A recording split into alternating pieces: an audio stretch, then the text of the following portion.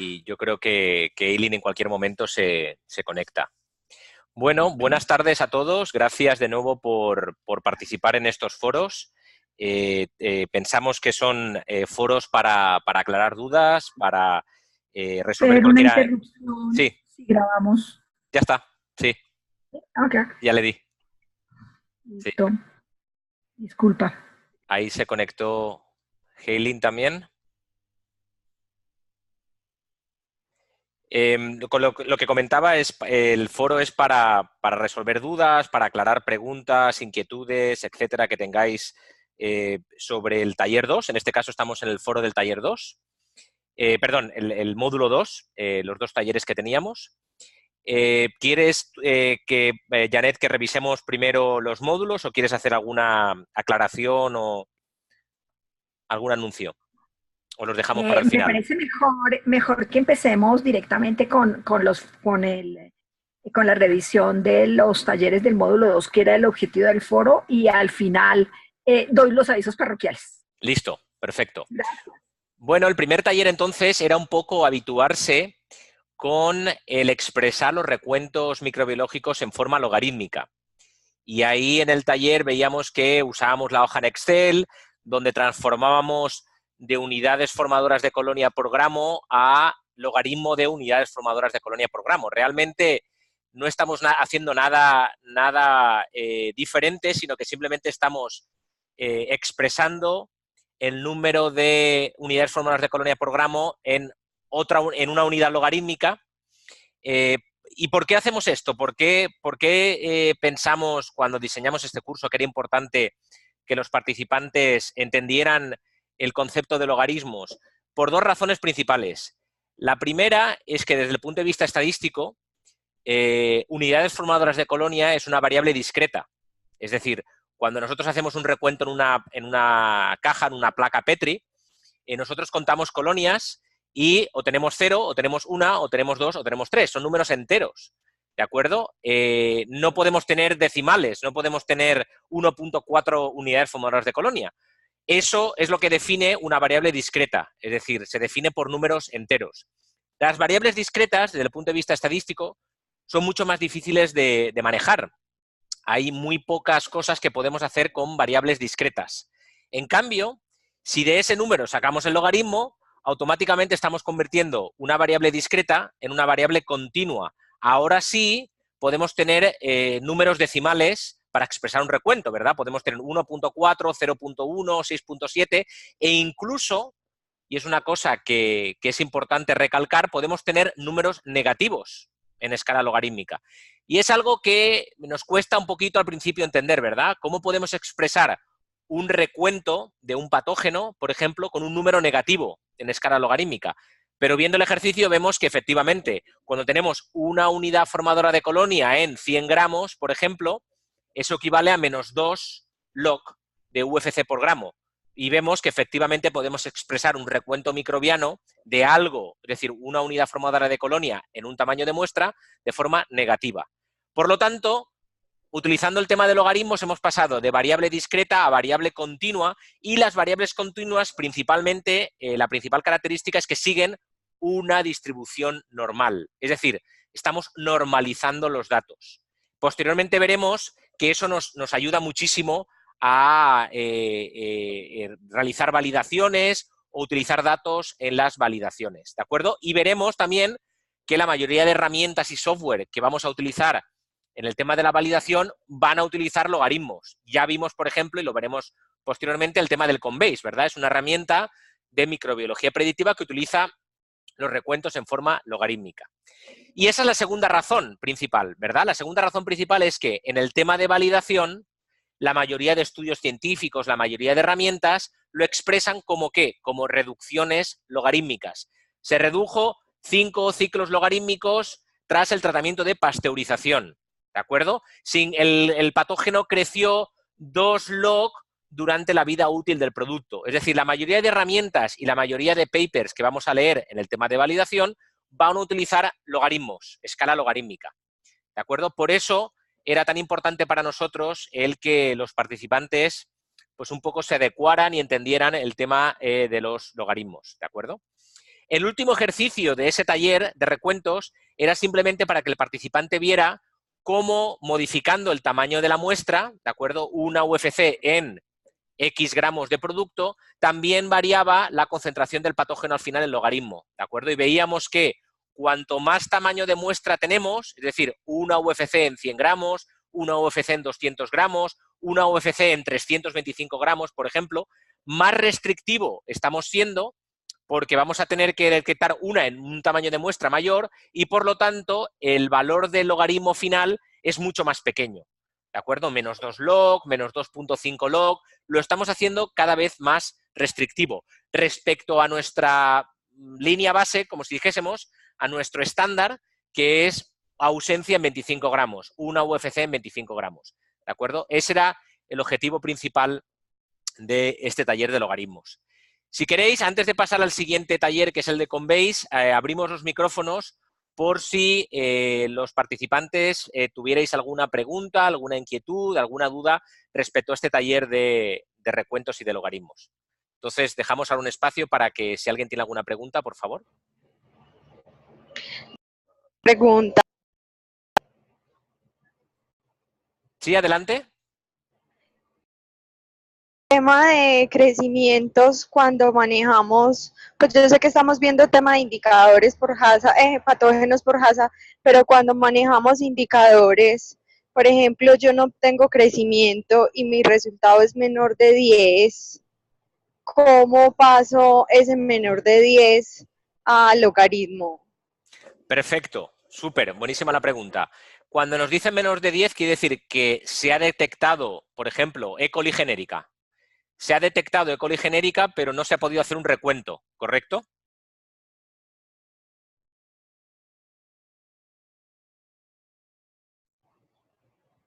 Creo, sí. Pero ese menor de 10, por ejemplo, la técnica E. coli genérica es que no tuve crecimiento, entonces yo digo es menor de 10 por la dilución que usé.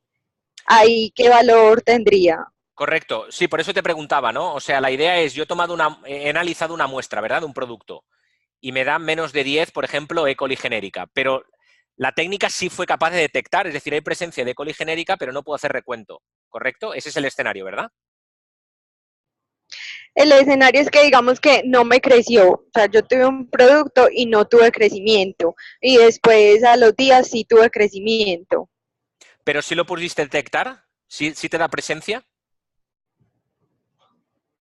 Pues en la técnica sí hemos tenido pues presencia en algunos momentos, pero digo yo, por ejemplo, en el caso que yo esté haciendo el estudio y tenga casos donde no tenga crecimiento, Claro, o sea, ¿cómo se haría? claro, si no tienes crecimiento pero tienes presencia, tú puedes poner una, que por lo menos había una UFC en el tamaño de muestra que tú tenías. Por ejemplo, si tomaste 25 gramos para analizar la muestra, tú puedes decir que había menos de 10, no sabes cuánto había, si había 1, 2, 3, 4, 5, 6, 7, 8, 9, o había menos de 10, pero por lo menos había una UFC.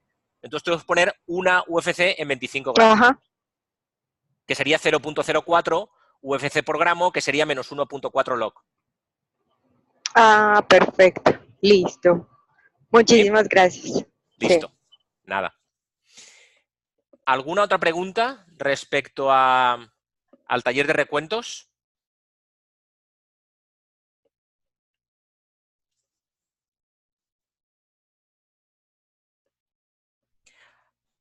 ¿Algún comentario que tengas tú, Janet, respecto a este taller? Fernando, yo quisiera complementar lo que tú estabas diciendo con respecto a la parte de validación pues que se expresan específicamente en reducciones logarítmicas, en el sentido que cuando se hace validación de medidas microbiológicas, pues para reducir patógenos, básicamente el criterio de rendimiento se expresa específicamente en reducciones. ¿Sí? Entonces, es bien importante tener en cuenta que la forma como se va a trabajar en el caso de validación de medidas microbiológicas para poder afirmar que se está cumpliendo con el criterio de rendimiento, yo tengo que trabajar con unidades logarítmicas. Súper. Sí, buen punto. ¿Algún otro comentario más sobre el taller primero de recuentos?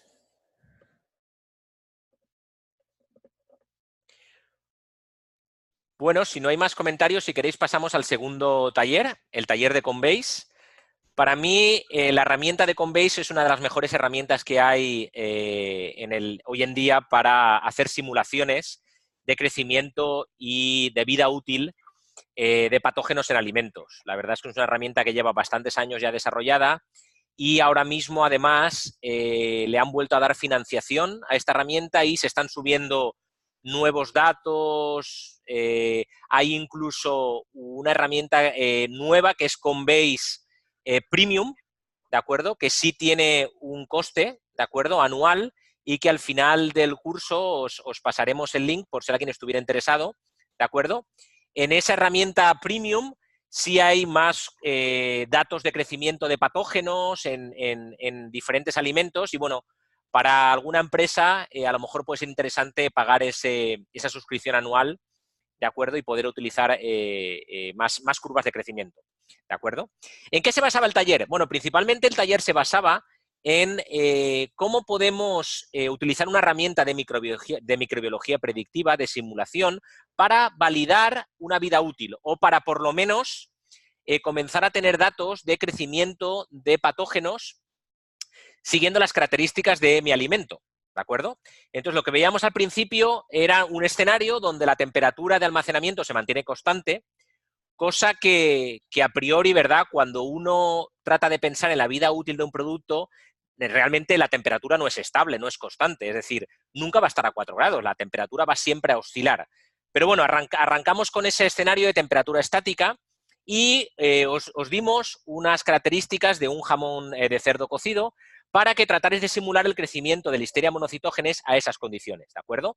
Y la mayoría de participantes vieron que durante la vida útil, durante los 20 días, no se alcanzaba el nivel máximo permitido por la regulación y la regulación básicamente podría ser, por ejemplo, en la Unión Europea, por ejemplo, para alimentos que no permiten el crecimiento de Listeria, sí se permite hasta 2 log, hasta 100 UFCs por gramo, y vimos que efectivamente no se alcanzaban esos 100 UFCs por gramo con las características del alimento.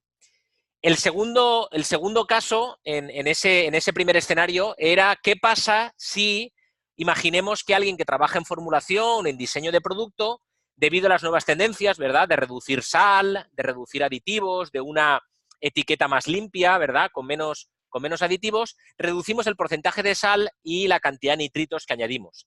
Ahí veíamos que evidentemente hay un impacto en la inocuidad del producto y evidentemente se sobrepasa por muy poco, ¿verdad? 2.1, pero se sobrepasa al finalizar la vida útil, en casi llegando a los 20 días, se sobrepasa esos 100 UFCs o esos 2 log.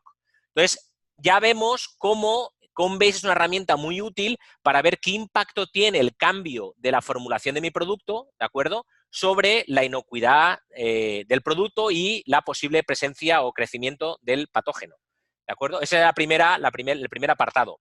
También quiero recalcar que en los vídeos yo os mostraba que esas barritas que aparecen en el Coinbase de pH, de temperatura, con un valor mínimo y un valor máximo, también nos sirve para hacernos una idea de cuáles son los límites de crecimiento de cada uno de los patógenos. Es decir, si yo, por ejemplo, cambio y en vez de Listeria monocytogenes pongo Salmonella, o Escherichia coli, o Bacillus cereus, vemos que los rangos de pH y de temperatura y de concentración de sal varían dependiendo del patógeno, de un valor mínimo a un valor máximo. Luego, si yo estoy por fuera de esos rangos, es decir, si mi alimento, las características de mi alimento están por fuera de ese rango, evidentemente yo no hace falta que haga ninguna predicción. Estoy por fuera de los límites de crecimiento de ese patógeno, ¿de acuerdo? Quería recalcar eso porque es otra de las utilidades de esta herramienta. Después, lo que comentábamos en el taller es qué pasa si, evidentemente, la temperatura varía durante la vida útil, que es lo que realmente ocurre en la vida real, ¿verdad? En la vida real, el alimento va a estar a temperatura que va a oscilar entre 2 y a lo mejor 8 grados centígrados, ¿de acuerdo?, en un supermercado o incluso más. Evidentemente, cuando nosotros poníamos los datos del perfil de temperatura en el Coinbase, veíamos, y una de las inquietudes de algunos de los participantes era, bueno, no se llegan a las 480 horas, no se llegan a los 20 días, ¿verdad? No puedo hacer la predicción. Bueno, a las 240 horas, ¿verdad? A las 240 horas, que es el perfil de temperatura, veíamos que la concentración final ya era alrededor de 1.95, 96. Entonces, simplemente lo que pedíamos era, ok, si ya estoy llegando a las 240 horas, estoy llegando a 1.96, evidentemente ya estoy muy cerca de los dos logaritmos. Evidentemente, no se va a cumplir con la legislación, no se va a llegar a las 480 horas por debajo de los 2 log, ¿de acuerdo? Y lo mismo, evidentemente, cuando bajábamos la concentración de sal y la concentración de nitritos con ese perfil de temperatura, evidentemente, pues la vida útil se acortaba aún más. Importante recalcar aquí, es muy importante para la gente que trabaja en las empresas que se trate de validar la vida útil con el perfil de temperatura del producto en el mercado o el supermercado donde esté. Yo cuando doy este curso, ¿de acuerdo? Lo que enfatizo mucho es que se ponga un termopar en el producto y se vea cuál es el perfil de temperatura de ese producto durante la vida útil en una cadena de supermercado, en un mercado, etcétera. Porque esa realmente es la temperatura real del alimento y ahí es donde yo tengo que estar seguro que mi producto va a ser inocuo durante toda esa vida útil. Así yo puedo estar seguro que tengo validada mi vida útil. Por último, una cosa para recalcar importante es que esta simulación que hemos hecho con Combase no está hecha en el alimento real. Es decir, cuando yo os digo jamón de cerdo cocido, os lo digo porque os estoy poniendo un ejemplo, pero realmente los datos de crecimiento que nos aparecían para Listeria monocitógenes no son en jamón de cerdo cocido, es en un agua de peptona, es una solución modelo, ¿de acuerdo? Todos los patógenos que están en esa herramienta de simulación de Combase están hechos en agua de peptona. Entonces, hay que ser muy consciente de cómo utilizar esta simulación, ¿de acuerdo? ¿Por qué? Porque, como hemos visto, Listeria monocitógenes va a crecer a esas condiciones de pH 5.5, 1% de sal y 100 partes por millón de nitrito. Pero eso está hecho en un agua de peptona. En el jamón de cerdo cocido, con la proteína, la grasa, la flora microbiana que va a competir con el crecimiento de Listeria, posiblemente Listeria no vaya a crecer tan fácilmente. Es decir, va a competir con otra flora y su crecimiento no va a ser tan exponencial o tan rápido como se ve. Entonces, eso es importante recalcarlo, ¿verdad? Que si cuando imaginaros que yo trabajo para una industria y yo pongo las condiciones de mi alimento en Combase y veo que el patógeno que sea crece, yo tengo que validarlo con mi alimento real, ¿de acuerdo? Y unas formas de validarlo es, me voy al buscador, al browse, ¿de acuerdo? El buscador que tiene Combase y trato de ver qué datos de crecimiento hay en ese patógeno para alimentos muy parecidos al mío, ¿de acuerdo? Ya sea en quesos, en jamón, porque posiblemente Listeria o el patógeno no va a crecer igual en esa agua de peptona que en el alimento. En el alimento va a crecer mucho más lento, ¿de acuerdo? En cambio, sí puedo utilizar Combase para validar mi vida útil sí y solo sí cuando yo pongo las condiciones de mi alimento y yo las pongo con el agua de peptona, el patógeno no crece. Es decir, si por el pH, por la concentración de sal, por la temperatura vemos que el patógeno no crece en esa agua de peptona, que son las condiciones ideales, seguro que mi alimento tampoco va a crecer. ¿De acuerdo? Entonces, eso me gusta recalcarlo al final del taller porque es importante, ¿de acuerdo? Yo valido la vida útil en agua de peptona. Si no crece en agua de peptona, seguro que en el alimento real no va a crecer. Si veo que crece en mi alimento, como hemos visto en este jamón de cerdo, ¿de acuerdo? Yo tengo que validarlo en el alimento real para estar seguro que ese va a ser el crecimiento. Y la forma de validarlo es, o me voy a una base de datos, ¿de acuerdo? Como la del Combase, y si no encontrara ninguna base de datos, si no encontrara absolutamente nada, me tocaría hacer mi propia curva de crecimiento con ese patógeno, inoculando el patógeno en el alimento y viendo cómo crece durante la vida útil. Eso es un poco el resumen del taller de Combase, ¿de acuerdo? Bueno, y también acordaros que la concentración inicial del patógeno estaba en 0.1 log, ¿de acuerdo? Hubo participantes que pusieron un log y, bueno, le salía al final mayor crecimiento, ¿de acuerdo? Pero bueno, eso es un detalle menor. Janet, no sé si tienes algún comentario más también para añadir a este taller. A ver, básicamente uno de los objetivos del taller era pues que se familiarizaran con la herramienta, ¿sí? Entonces, pues la idea aquí es invitarlos a que sigan ensayando la herramienta, cambiando el patógeno, cambiando las condiciones, los parámetros, la concentración de sal, ¿sí? De tal forma que cuando realmente necesiten usarla, pues estén ya bastante familiarizados con ella y no solamente para este curso, sino para otras cosas que podrían serles útiles en su industria. Súper, buenísimo, gracias Janet. Bueno, de nuevo abrimos los micrófonos para preguntas e inquietudes sobre el taller de Conbase.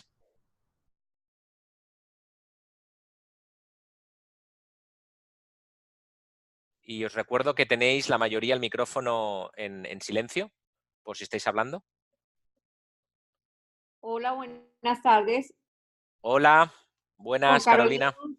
¿cómo estás? ¿Cómo te ha ido? Feliz Bien. del ejercicio, me encantó, me gustó muchísimo, eso es lo que tengo para aportar. Eh, Excelente herramienta, da muchas luces acerca de lo que uno puede hacer pues en la vida real y pues no, nada, me encantó el ejercicio, ojalá de aquí en adelante sigan siendo así de buenos y de prácticos porque nos aterriza un poco sobre la realidad de lo que pasa en las industrias. Muchas gracias, eso era lo que quería decir. Súper, gracias, Fer, Carolina. quisiera Sí. pedirle a Carolina eh, una porque ella trabaja con Mac y la verdad yo nunca he usado Mac, yo siempre he usado otro tipo de ventanas y no esa. ¿Sí? A mí me gustaría, Carolina, que nos contaras tu experiencia en Mac con la herramienta, pues porque normalmente las herramientas no están, este tipo de herramientas no están diseñadas para Mac, ¿sí? Entonces normalmente los creadores tienen que hacer adaptaciones. Dime en tu caso cómo te pareció, pues cómo Bueno, las pudiste solucionar. la herramienta ha sido Janet Luna, porque cuando no puedo entrar por acá, ella me colabora en todo lo que puedo, pues gracias Janet, porque de todas maneras, pues inicialmente pues hay símbolos que no, parece que no funcionan de la misma manera en Mac como en los otros computadores, en los otros sistemas operativos.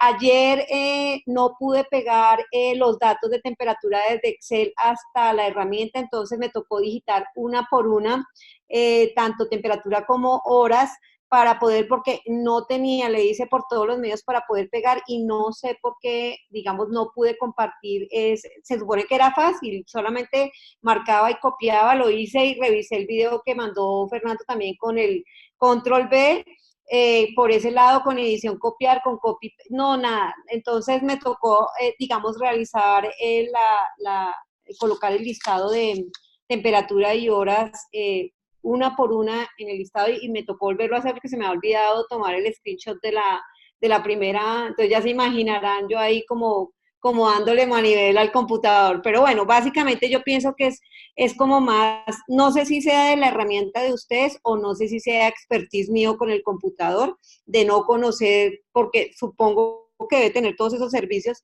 que la herramienta necesita, pero básicamente sí me ha costado un poquito de trabajo, bueno, con los logs también el sombrerito que usaron a mí no me servía para hacer la conversión, entonces luego llamé a Janet y ella me colaboró. Menos mal que estamos en el mismo país porque si no estaría yo frita. Pero básicamente sí, son como aplicaciones que básicamente no sirven en Mac. No sé si soy yo o es el sistema.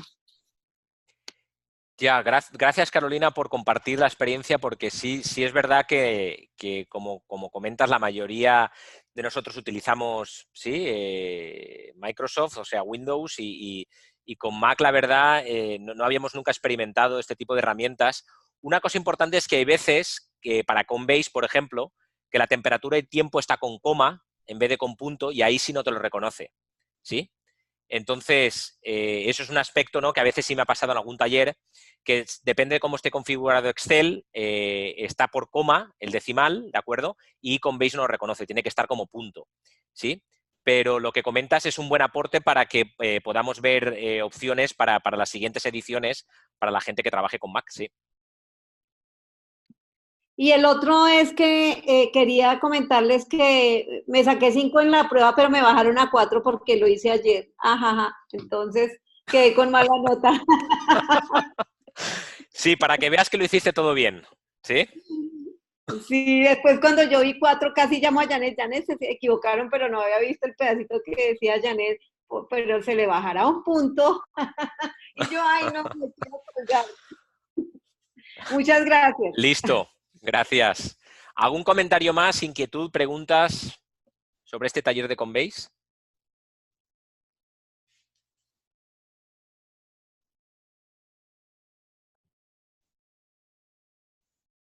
Yo Aló. hay preguntas. Sí. Dale.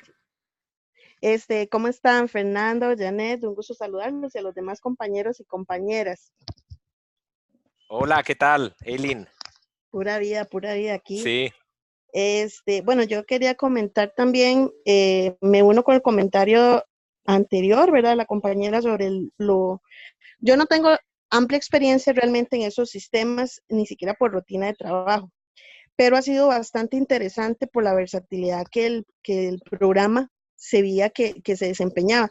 Me llamó mucho la atención lo que usted comentaba ahora al final, Fernando, sobre que el crecimiento en condiciones ideales en agua peptonada, por ejemplo, que en muchos casos deberían bueno, pudiese ser necesario una validación en el producto en las condiciones reales.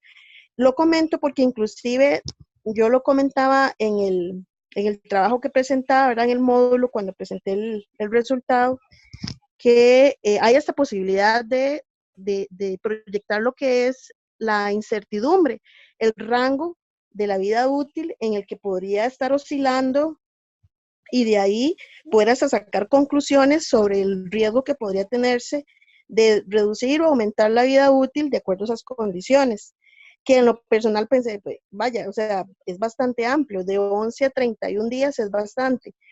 Esto ahora que usted lo comentaba, me hace pensar inclusive que ella, pues en condiciones ideales, como es agua peptonada, pues es esperable y que quizá en algún momento, dependiendo del producto, precisamente como usted mencionaba, requiera una validación complementaria para verlas en condiciones reales del producto, ¿verdad? Para ver si se puede reducir esa incertidumbre. Buenísimo, Eileen, tu comentario. De hecho, tú has sido una de las alumnas aventajadas porque, y lo digo en broma, ¿no? Pero has visto la opción esta de la incertidumbre, que es una cosa que no incluye en los vídeos porque me parece un poquito más avanzado, ¿no? Porque incluye el nivel de confianza, los intervalos 95%, ¿no? La desviación estándar, pero tienes razón, es verdad, o sea, realmente cuando nosotros hacemos la simulación estamos viendo un valor promedio, ¿verdad? Pero en el Conveys veréis que en la simulación también te permite ver el tema de la incertidumbre y ahí te indica los rangos de variabilidad que puede tener tu vida útil. O sea, es el promedio y luego una variabilidad. ¿Por qué? Porque obviamente la histeria va a tener variabilidad en su crecimiento. ¿De acuerdo? Entonces, también es bueno, ya que lo comentas tú, Eileen, que también podáis ver también el tema de la variabilidad y ver que realmente aquí estamos calculando el promedio, pero que los promedios van a tener también cierta variabilidad en el tema de vida útil, ¿no? Y siempre importante, efectivamente, si vemos que el patógeno crece en esa agua de peptona, habrá que validarlo porque posiblemente el crecimiento no sea tan rápido como se ve en agua de peptona. Pero si no crece en agua de peptona, eso nos puede servir también para estar seguros de que las condiciones del alimento no permiten el crecimiento del patógeno. ¿De acuerdo? Gracias de nuevo, Eileen, por el comentario. Sí. Muy bueno. Sí, cierto. Muy bueno esa última parte también. Está bien, perfecto. No, y agradecerles porque en realidad este módulo también me sentí desafiada por lo práctico que era y uno tiene que aportar, ¿verdad? Su parte de estudiar y estar en esa retroalimentación con ustedes. Y yo debo decirlo que muy agradecida por el acompañamiento de ustedes, ¿verdad? Y todas las revisiones. Ha sido de lujo. Muchísimas gracias. Qué bueno. Gracias, te agradezco. Bueno, ¿algún más comentarios, dudas, inquietudes?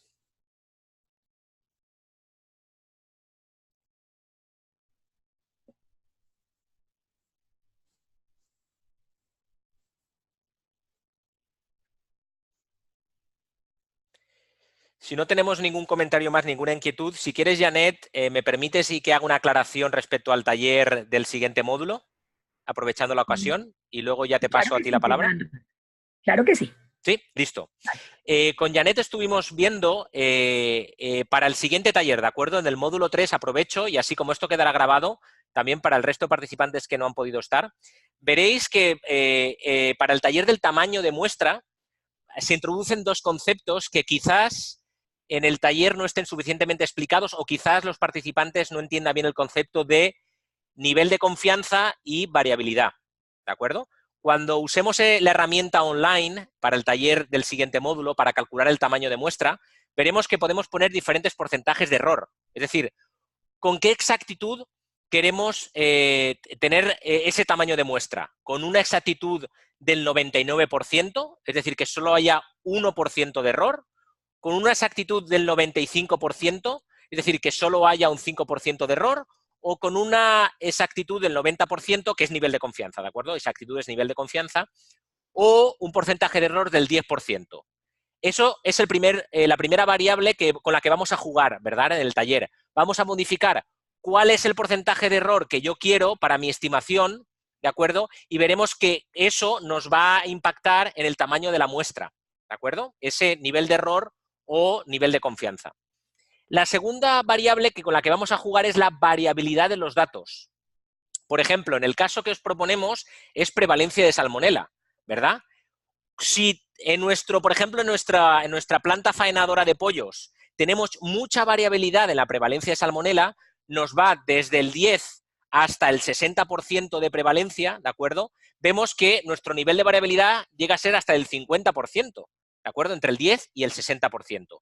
En cambio, si estamos en otra planta faenadora, podemos ver que la variabilidad es mucho más reducida y que solo nos varía entre el 10 y el 20% de prevalencia de salmonela. Ahí solo tenemos un 10% de variabilidad. Ese parámetro o esa variable también nos impacta en el tamaño de la muestra, ¿de acuerdo? Vamos a ver qué pasa cuando hay más variabilidad y qué pasa cuando hay menos variabilidad en nuestros datos.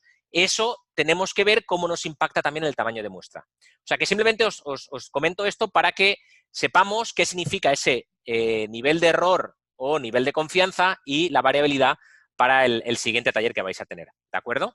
Nada, simplemente esto como recordatorio, y ahora sí ya le doy la palabra a Janet para que nos diga algún recordatorio más. Gracias, Fernando.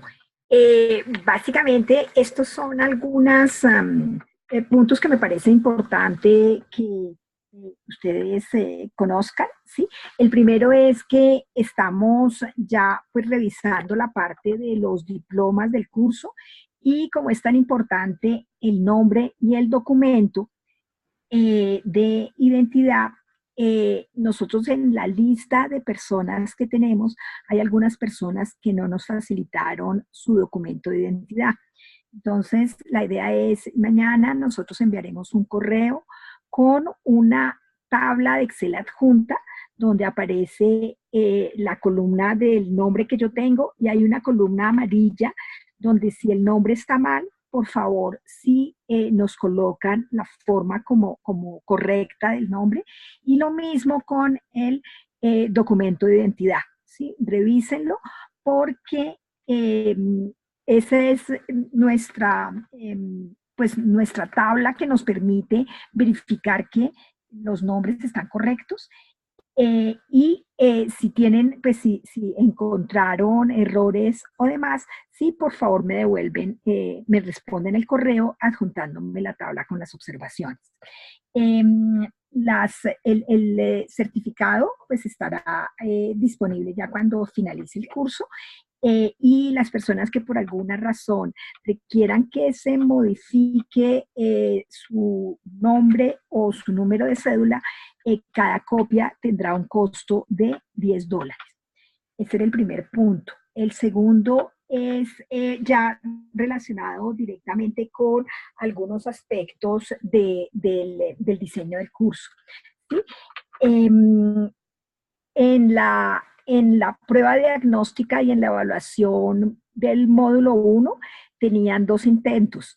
A partir del módulo 2 solamente van a tener un intento para la evaluación del módulo, ¿sí? Y en el caso de los talleres, siempre van a tener 2 intentos. ¿Y por qué los dejamos? Porque hay algunas personas que nos mandan el taller con pues unos días antes y tenemos la posibilidad de revisarlo y de hacer comentarios y esos comentarios tienen como propósito en algunos casos que hagan los ajustes y nos devuelvan el taller. Entonces, por eso siempre en los talleres vamos a dejar 2 intentos. Y la última es, pero creo que todos los que están acá ya contestaron la evaluación del ¿qué? Del módulo 2. Recuerden que finaliza el día de hoy, la fecha límite. Básicamente, pues esas eran los avisos parroquiales, como les llamo yo. Una cosa es que pues, nos agrada conocer que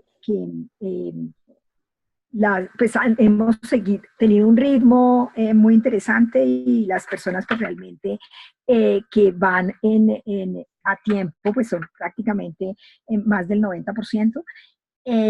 Pero sí, pues les sugerimos que de aquí para adelante ya el curso ya empieza a enfocarse específicamente en el tema de validación y por esa razón, pues los talleres pueden ser un poquito más complejos. Entonces, la sugerencia que les hacemos, la recomendación, es que ojalá puedan revisarlos con tiempo, de tal forma que puedan entregarlos en la fecha. Nosotros pues para las personas que no los han podido entregar a tiempo los talleres, hemos abierto la plataforma 24 horas más, pero pues nos parece que lo justo es que las personas que los entreguen fuera de tiempo no se califica sobre 5, sino sobre 4. Entonces, pues nos parece importante que todos conozcan esa opción que abrimos. Fernando, no sé si tienes alguna otra cosa para complementar esta última parte. No, lo que comentas, ¿no? Agradezco los comentarios y nada, esto nos anima a seguir, ¿no? Estamos casi a la mitad del curso, hay que seguir con la misma energía, a seguir aprendiendo, a seguir utilizando otras herramientas y nada, seguir con la misma metodología, utilizando los foros, preguntas que tengáis, dudas que tengáis, por el tema de la plataforma lo mismo, usar el chat del WhatsApp, ¿de acuerdo? Por dudas que tengáis y nada, estamos a la orden para cualquier cosa. No sé si tengan algún comentario final o alguna observación para oírla. No, muchas gracias por el tiempo de ambos y de todos los que participan aquí, incluyendo mis compañeros, que si es como yo que tengo que correr con todo esto, muchas gracias, ha sido muy enriquecedor. Muchas gracias. Listo, gracias.